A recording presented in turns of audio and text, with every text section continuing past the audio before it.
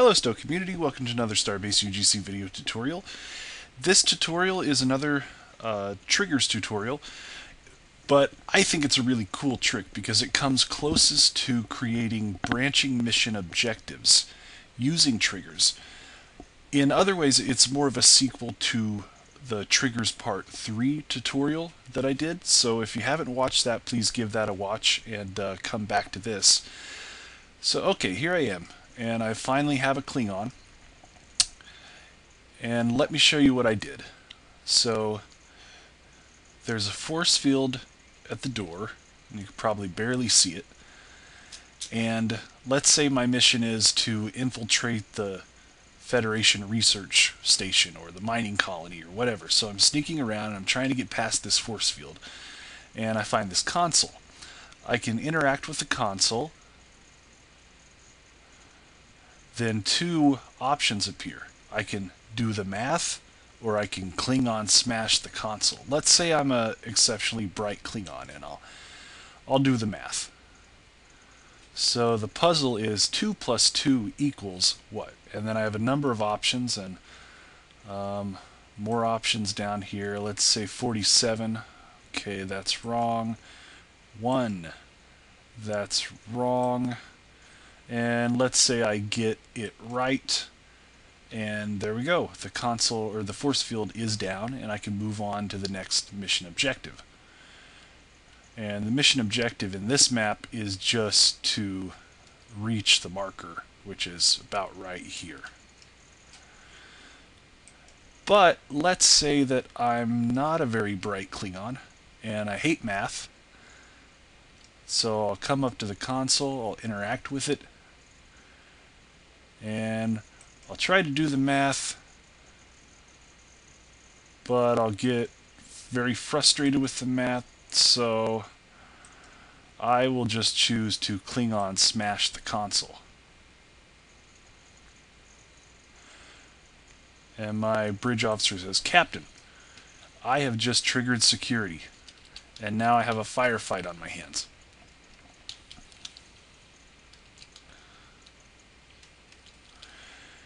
The appearance of the NPCs is solely a result of my poor decision, and everything that happens in the remainder of the mission could involve more NPCs, more security, all because I didn't want to take the time to do the puzzle. Okay, let me go through this again, and I will try to explain what I did. Okay, so there's obviously a force field on the map, and there's a console. Those are the two objects that I put in. Beneath the console are two martini glasses. And you might ask, okay, why are you still using martini glasses and bottles and all that?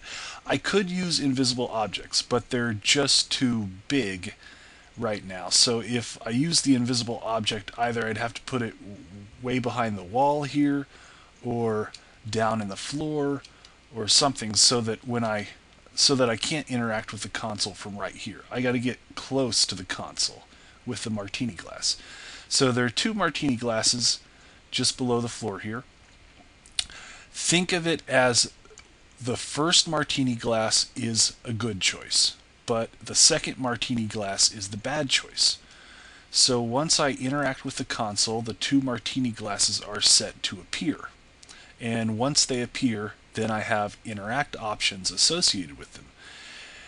When I interact with the first martini glass, a pop-up dialog is set to appear, and I made branching dialogue in it where there are lots of wrong choices and one right choice. Once I select the right choice, the dialogue as a component, the dialogue as an object in the map, is complete. Therefore, the force field is set to go invisible once that dialogue component is complete. Now, if we do this the other way, that's awesome, I trapped my boff. If we do this the other way, and we, instead of interacting with the first martini glass, we interact with the second, then I have the interaction set to do that smashing animation, and I have a little explosion and some smoke set to appear once that second martini glass is a completed component. And I have the NPCs of the Federation security set to appear once that component is complete, once that second martini glass is complete. So when I interact with the second martini glass, I have another pop-up dialog. Once that's complete, the force field goes down, but also the security is already beamed in. Okay, let me try to explain this in the editor. I don't really have anything in my story tab here. I have interact with the console, and I have a reach marker. And the reach marker is not really even necessary. I just put it in to have a second objective in the map. But the only actual story objective that I have here is to interact with the console. And once the console has been interacted with, well, you have two martini glasses set to go from invisible to visible once the objective is complete. And the objective was to access the console. And that's the other martini glass. Now, I also put in two dialogue trees, and if you've never seen this little bubble on a map, it's because you've probably never created a dialogue using the Dialogues tab.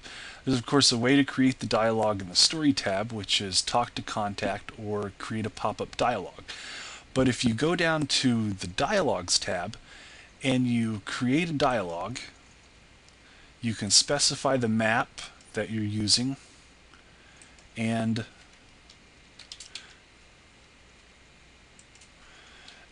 you can create a dialogue.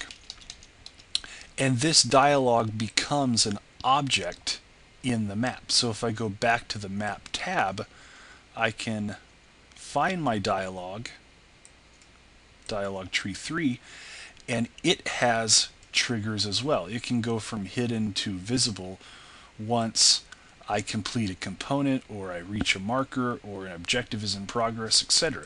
And that's what I did here. The dialogue 1 is set to become visible when the component is complete, and the component is the first martini glass.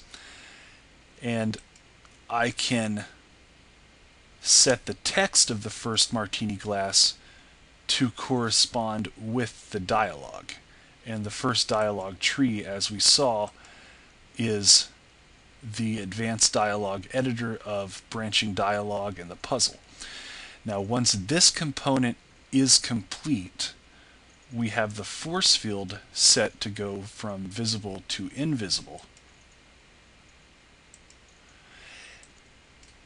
And it's also set to go from visible to invisible when the second dialogue tree is complete. And you don't have to complete both dialogue trees to make the force field go from visible to invisible. You just have to complete one of the dialogue trees, especially if the other dialogue tree hasn't appeared in the map. And the only way for me to make that other dialogue tree to appear in the map is to interact with the object that makes it appear after that component is complete. Okay, I hope I explained that. I know it's complicated and it involves a lot of jargon, but basically the two martini glasses are crucial, and the player has a choice of whether or not which one to interact with. Also, and this is important too, the first martini glass is set to disappear if you interact with the other martini glass.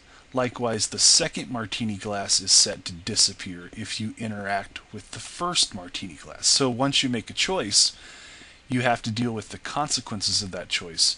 You can't just go back and do the math. Okay, I think that's about it. I think this is a really neat trick, because if we avoid the story tab, and you'll still have to disguise things by making it where what's in the story tab is going to be universal to either choice. But you can also do things like, well, you can walk up to a patient lying flat on his stomach and you can make the choice heal the patient or kick the patient to death. If you heal the patient, your bridge officer will give you a pop-up that says, Captain, you're great. If you kick the patient, you can set it where your bridge officer will be ashamed of you. And after that, you can even have new NPCs appear on the map and say different things according to what choice you made earlier in the mission. So it can, if you do this right, it could be a good side versus dark side, where you make a choice in the beginning and the rest of what appears on the map, whether it's an NPC or a pop-up dialogue or even an object, depends on your earlier choice. For example, if you choose one thing here, you could set a console to appear in a different room, and that console will say X. But if you make a choice in the first of the map that's different, you could replace that other console. Instead of having it appear, you could have a different console entirely appear that gives you different options or a different dialogue. The enemies that you fight could be different depending on what you choose. You could also do this in a holodeck where you can choose to initiate a Vulcan love slave program or an Orion slave program, or you could choose to fight Klingons on the holodeck.